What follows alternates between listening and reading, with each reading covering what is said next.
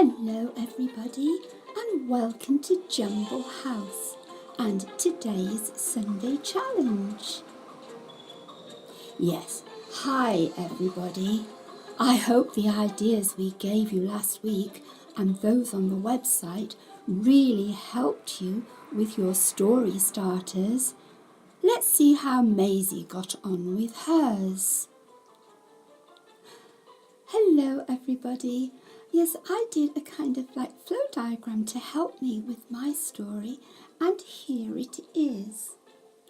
Sally Strawberry was so busy listening to music that she didn't see this gigantic hole and fell right down. What do you think she found at the bottom? A cave. A cave with lots of little root people. And then I've got two choices. I can either make my story go so that the root people really like Sally's music and they all join in dancing, or it can be that it's so noisy down there that Sally really doesn't want to listen to music anymore. And here's my story. You'll never guess what Mushy Mushroom caught in his fishing net yesterday. An octopus.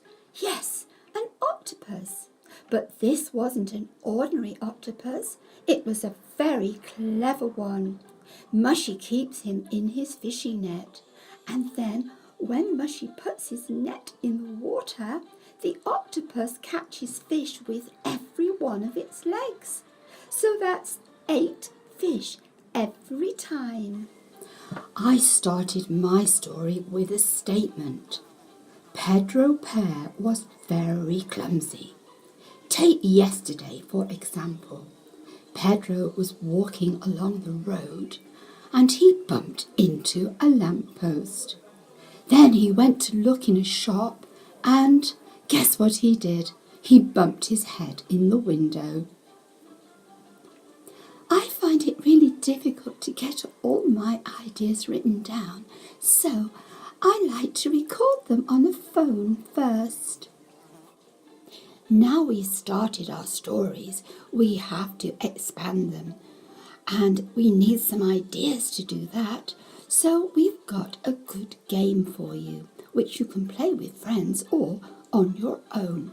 All you need are some playing cards. We just cut up some postcards, and then on some of the cards you draw things like faces, feelings, happy, sad, angry, and then on some others you need cards which will help you to say things like I smelt or I saw or I heard, and then some cards with animals and people on,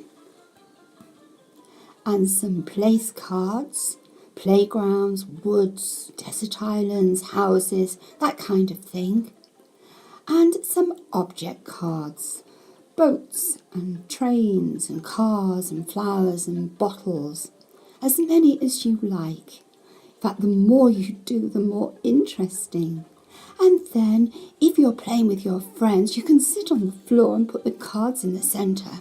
Then each person in turn takes a card from the top of the pile, turns it over and says something about a story. And then the next person tries to carry on that story. And the next person again, another card, another bit of the story. So it kind of goes a bit like this. It was a sunny day and John was out walking his dog when the dog suddenly smelt something. Sniff, sniff, sniff. And it pulled John into the woods. And in the woods there was a house. And inside the house was a treasure chest. But then they could hear some footsteps, so they had to hide. So it's really fun playing this game. And it does give you some really good ideas for your story. So that's the challenge for next week. To write the middle of your story, to develop your plot. And then next week, when we come back here, we'll be looking at finishing your story, writing the end. Yes, so goodbye from me, Georgie, and from everyone here at Jumble House. Until next time.